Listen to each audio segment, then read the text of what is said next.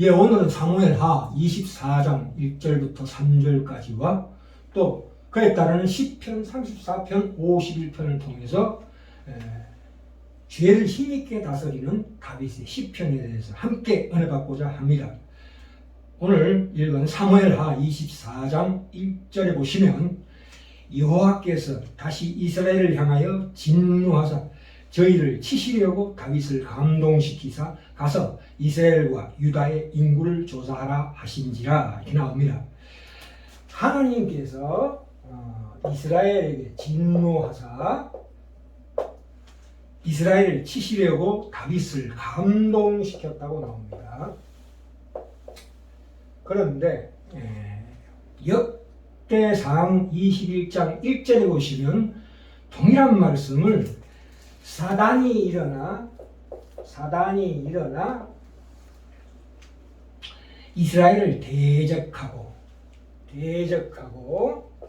다윗을 격동케 했다 이렇게 나옵니다. 여기서 이 하나님께서 다윗을 감동시켰다, 사단이 다윗을 격동시켰다는 히브리어로 똑같은 단어입니다. 이것은 무슨 말씀이냐면 이때 하나님께서 친히 다윗을 격동시켜서 범죄케 하시는 것이 아니고 사단의 죄의 유혹, 그러니까 그 격동함을 막지 않으시고 그대로 허용해 두셨다 이 말입니다.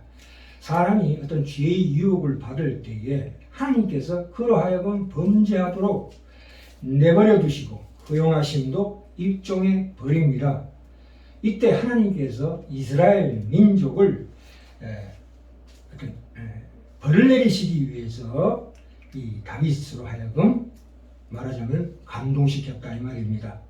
왜 이스라엘을 대해 하나님께서 진노하셨냐 하면 사무엘하 18장에 보시면 다윗의 아들 압살롬이 그 형 암논을 죽이고 드디어 아버지 다윗까지 죽이려고 했을 때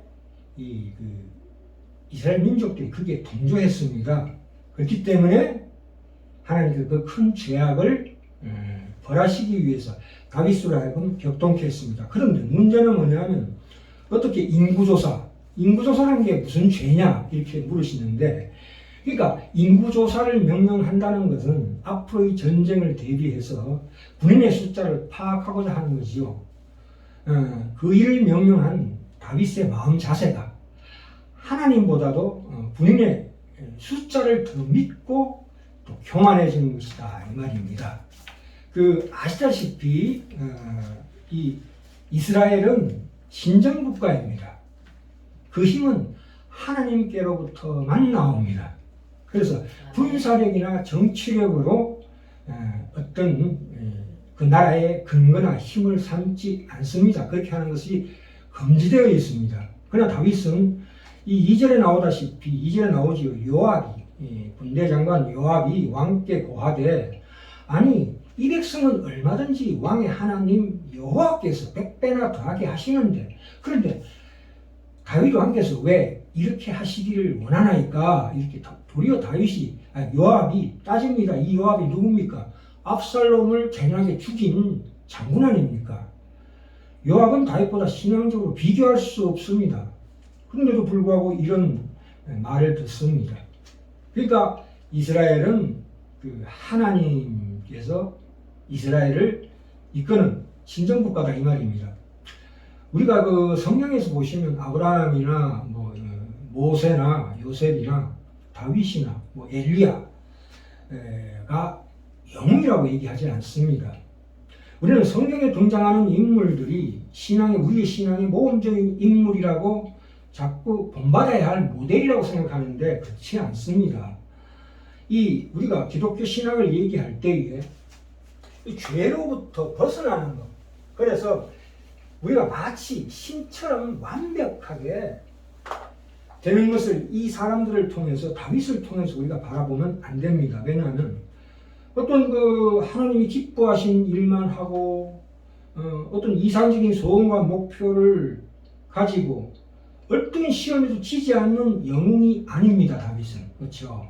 그래서 우리가 인간이라는 존재, 그러니까 하나님이 원하시는 인간성이라는 게 뭐냐? 하나님이 우리를 말하자면 하나님께서 작정하시고 계획하시고 만드신 하나님의 형상을 닮은 자로 회복하는 참된 인간이 과연 어떤 인간인가를 따져봐야 합니다. 그러면 참된 인간은 게 무엇입니까? 인간의 한계를 아는 자지요. 나라는 존재 자체에 인간의 한계, 이 한계를 절실하게 깨닫는 자가 바로 하나님의 형상으로 빚은 참다운 인간의 모습입니다. 아멘. 그래서 우리가 죄를 고백하고 회개하잖아요. 그러니까 죄를 고백하고 회개한다는 것은 세상적인 도덕적인 가치로 보자면 죄책감을 일으키고 그 사람으로 하여금 인생이 침체되게 만들지만 하나님께 드리는 이 회개, 죄에 대한 회개, 인간의 한계에 대한 회개에는 우리의 소망이 가득 담겨 있습니다. 그래서 우리가 회개를 하면 할수록 점점 더 우리의 삶이 새로워집니다. 나의 영혼이 새로워지는 그런 체험을 하게 됩니다. 그것을 우리 다시 시편을 통해서 우리가 찾아가야 합니다. 그러니까 지금 다윗의 생애를 통해서 생생하게 증명하듯이 다윗이라는 존재가 그 절망과 비애와 비탄 속에서도 하나님을 찾는 그 경이로운 존재, 그게 이 하나님의 형상을 부여한 하나님의 지혜와 능력이 있는 그 신비로운 존재다, 이렇게 말씀하고 계십니다. 그죠?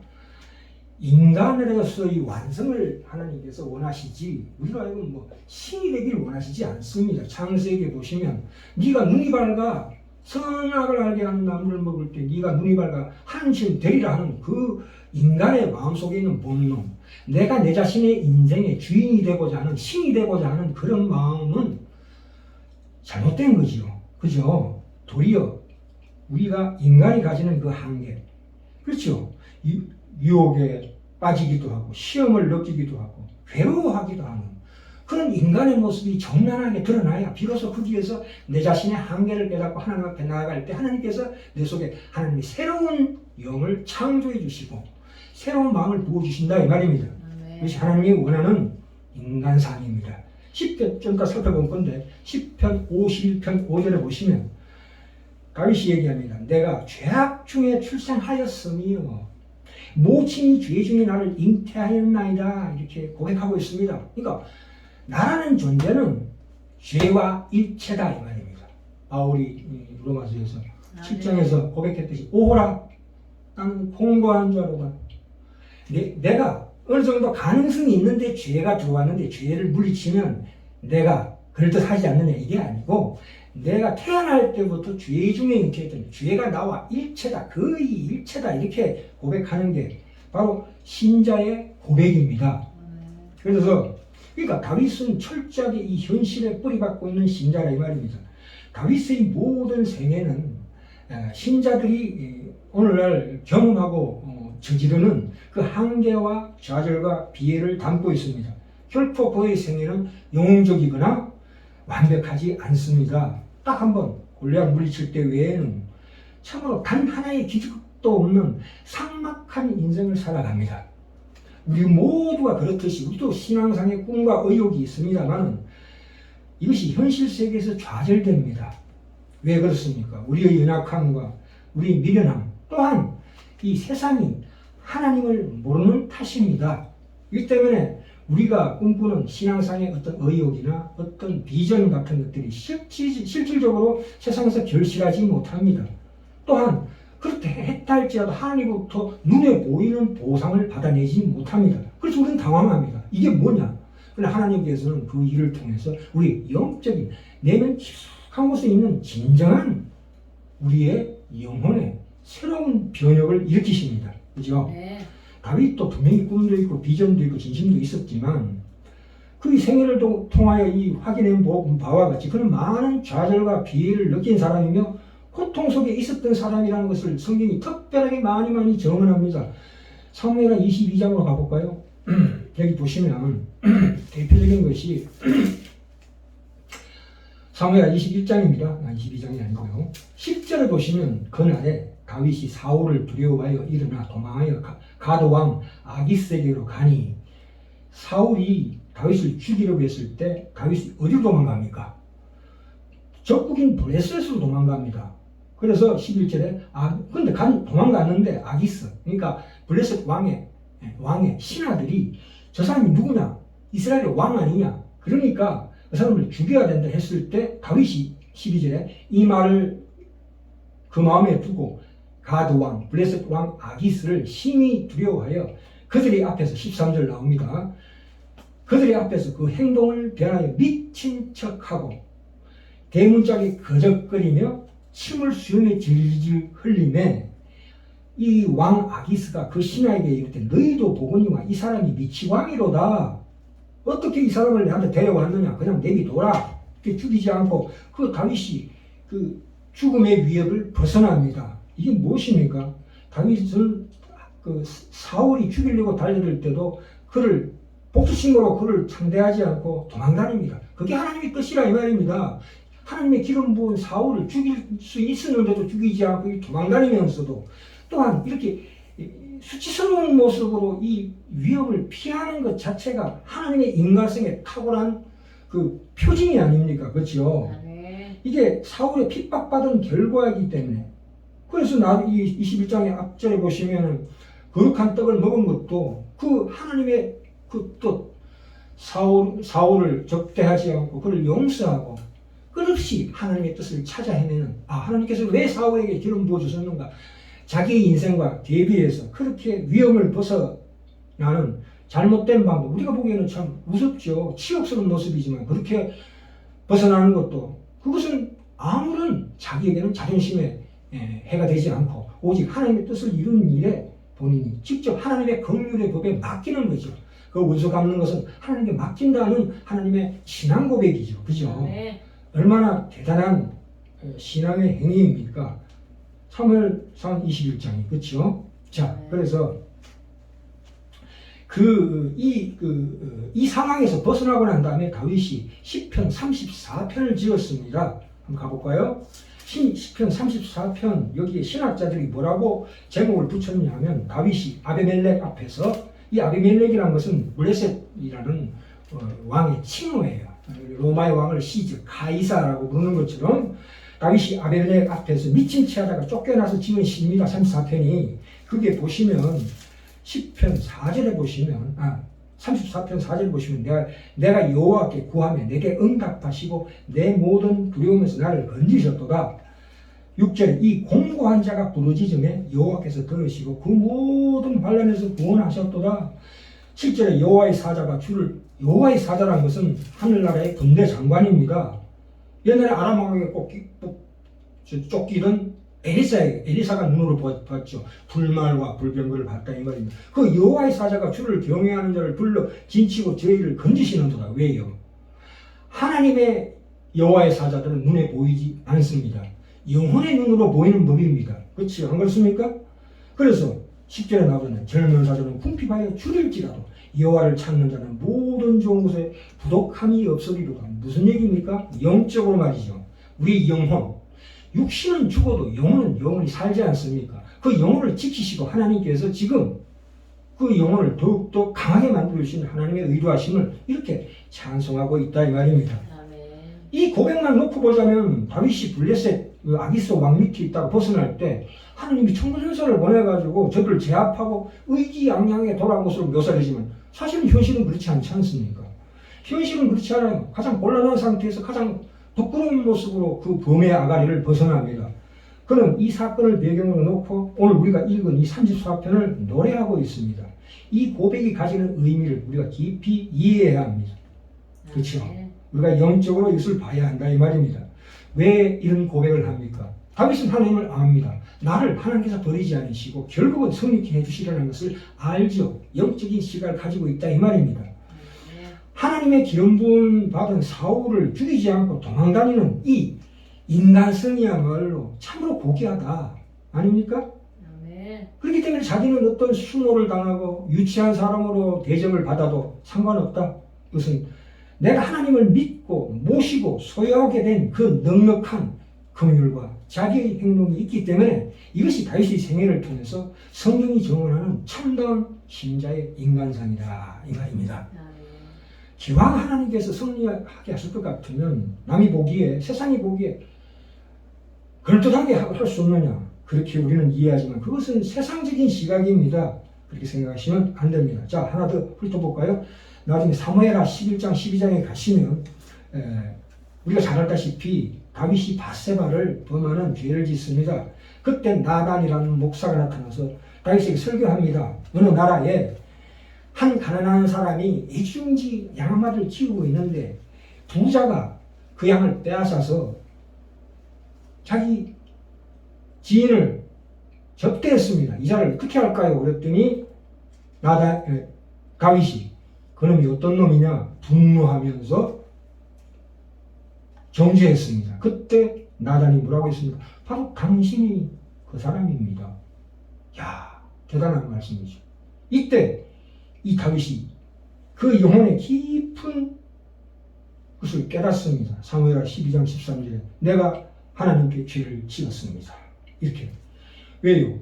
나란 존재가 훌륭한 줄 알았는데 밧세바를 간통하고 그 남편 우리아를 죽게 만드는 자였구나. 나는 참으로 하나님이 필요한 존재였구나.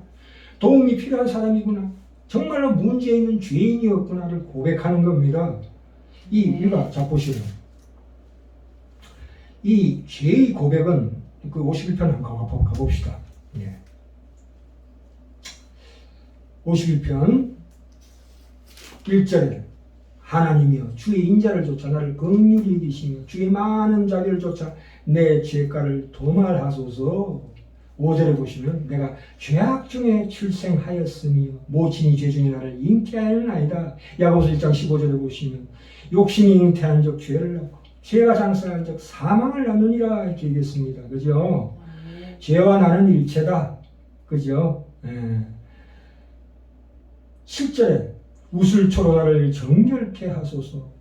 내가 정하리라. 이 우슬초라는 것은 그 우슬소 줄기로 레위기 14장 4절 5절에 보시면 그래서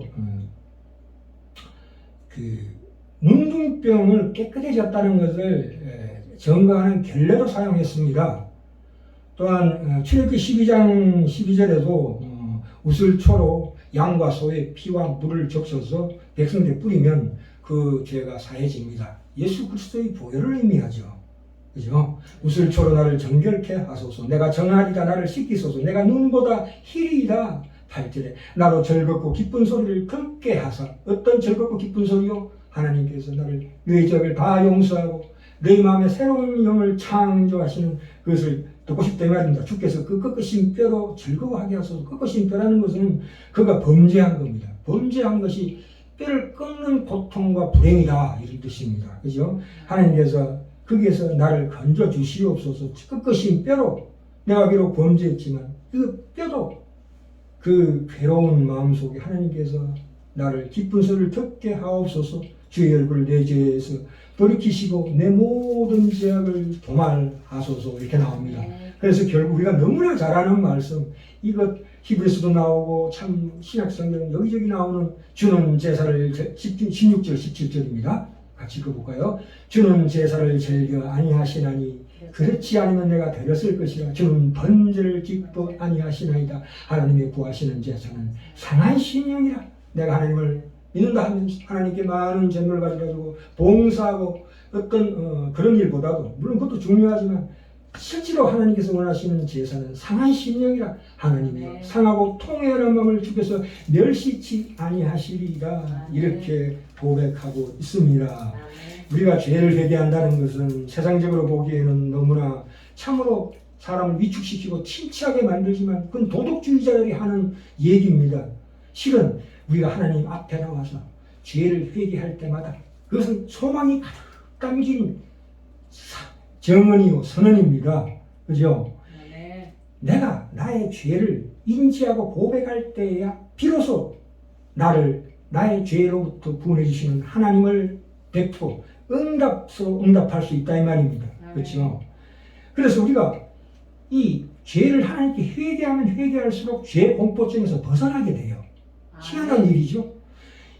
계속 이 다윗 이야기를 통해서, 다윗의 시편을 통해서, 더 나아가서 예수님의 그 말씀을 통해서 그 구체적인 하나님이 내세우신 그 구체적인 다윗, 성령실하신 예수 그리스도의 이야기를 계속 들으면서 그 가운데서 하나님께 죄를 회개하면 할수록 오래지 않아서 서서히 또는 어느 날 갑자기 그 내 마음 깊은 곳에 나를 그 죄책감이나 정죄감에서 떠납니다. 그것이 날아가 버려요.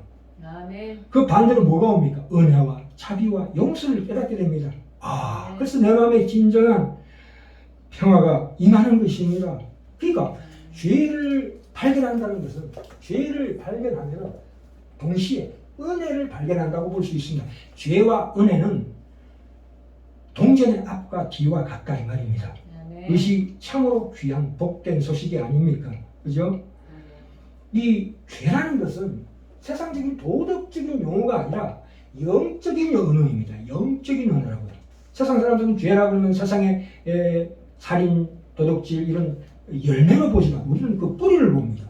그 뿌리, 죄의 뿌리를 봤을 때에 내 속에 있는 그 깊은 뿌리를 봤을 때 거기서 비로소 하나님의 은혜가 크게 임한다. 이런 뜻입니다. 그렇죠? 야, 이 얼마나 참 다윗이 제가 아무리 극악무도하다 해도 하나님의 은혜는 그것을 훨씬 넘었습니다. 하나님의 구원의 은혜에 비해서는 다윗이 지은 죄는 세 발의 피다 이 말입니다. 중요한 것은 우리 죄가 아닙니다. 우리 죄에 대해서 하나님이 하신 일입니다. 그렇죠? 그걸 봐야 합니다. 사단은 끊임없이 죄를 통해서 우리를 왜소하게 만들고 침체하게 만듭니다. 더 큰 죄를 짓게 합니다. 그렇죠? 죄를 고백하는 것이 지루해집니다. 도덕적으로 하면. 그렇지 않습니다. 그래서 사람이 점점 더 큰 죄를 짓게 됩니다. 그러나 하나님의 이 다윗의 시편을 통해서 하나님 앞에 나오는 자는 그 속에서 더 깊은 죄를 기쁜 마음으로 즐거운 마음으로 내 속에 있는 죄를 탐구하게 됩니다. 이 죄를 빨리 발견하자. 하나님께 아뢰자. 그래서 그 죄에 상응하는 더 큰 은혜를 받자 하는 그 마음이 샘솟듯이 쏟아집니다. 그래서 날마다 새로운 마음, 참 이 용서, 하나님의 용서와 그 구원이 내게 임했을 때 비로소 내가 내 이웃들에게 긍휼과 자비를 나눠줄 수 있습니다. 내가 어떻게 하나님 앞에 죄를 회개하고 거기에서 하나님의 은혜를 받지 않으면 어떻게 내가 이웃이나 내 사랑하는 사람들에게 진정한 은혜와 자비를 베풀 수 있겠습니까? 그래서 에가서 나오죠. 3장에 보면은 날마다 아침마다 새롭도다.